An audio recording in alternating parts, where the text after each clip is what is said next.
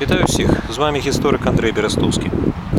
Мы знаходимся с вами на меморыяльных могілках. Братскія вайсковыя мемарыяльныя могілкі, якія дзейнічалі пераважна ў 1914-1918 годзе падчас Першай сусветнай вайны. Тут хавалі салдат і афіцэраў рознага веравызнання, часткова таму гэта было названа братскімі могілкамі.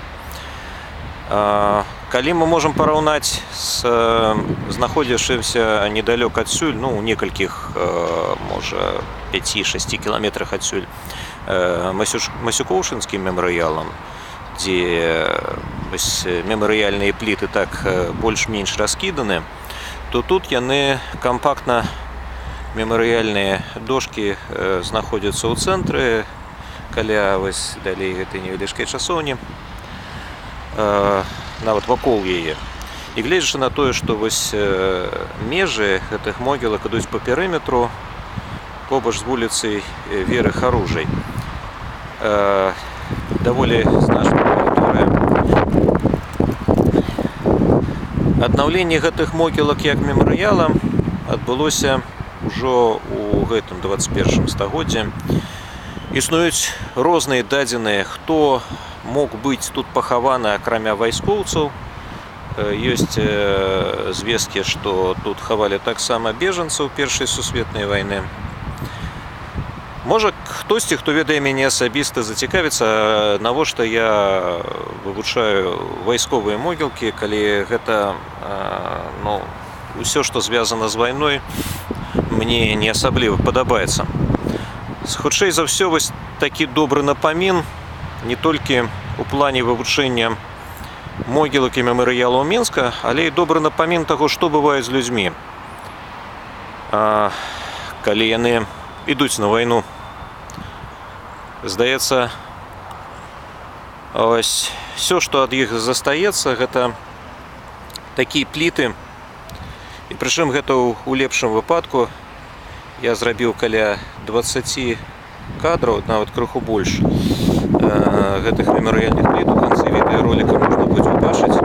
Вось такія пліты, такія венкі, такія ўпрыгожванні, іконы і ўсё такое. Ўсё, што потым застаецца ад людзей, якія пайшлі ваяваць за тыя ці іншыя перакананні. Як мы бачым, это такі сумны напамін, што даюць войны чалавецтву. З другога боку,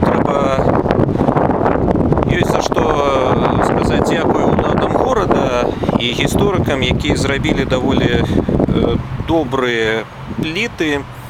У параўнанні з Масюкоўшынскім мемарыялам тут захавалася вялікая колькасць прозвішчаў, захавалася вялікая колькасць падрабязнасцяў людзей, якія памерлі, за выключэннем таго, што не указана, калі яны нарадзіліся і калі памерлі. Таксама трэба зазначыць, што гэтыя могілкі добра даглядаюцца. Вось там на даляглядзе працуюць два чалавекі, якія даглядаюць могілкі. І таксама трэба зазначыць, што ніхто не спрабуе цябе адсюль прагнаць.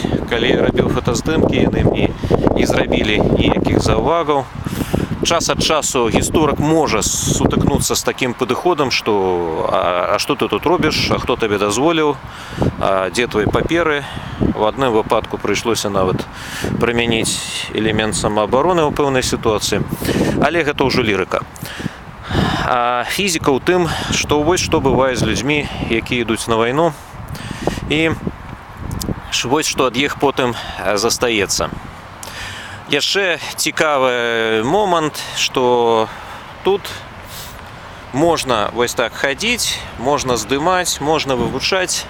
Тым, каму цікава як мага больш падрабязна даследаваць менавіта гэту тэму, бо я вывучаю гэтыя могілкі больш у рамках вывучэння ўсіх малавядомых могілак Мінска.